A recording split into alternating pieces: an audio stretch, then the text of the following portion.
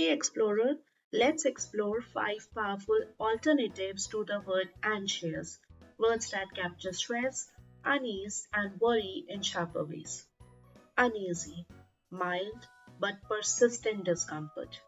He felt uneasy before the big interview. Restless, unable to relax due to worry or excitement. She had a restless night before the exam. Apprehensive, worried about something that might happen. They were apprehensive about the new project. Tense, emotionally or physically tired and stressed. The atmosphere was tense during negotiations.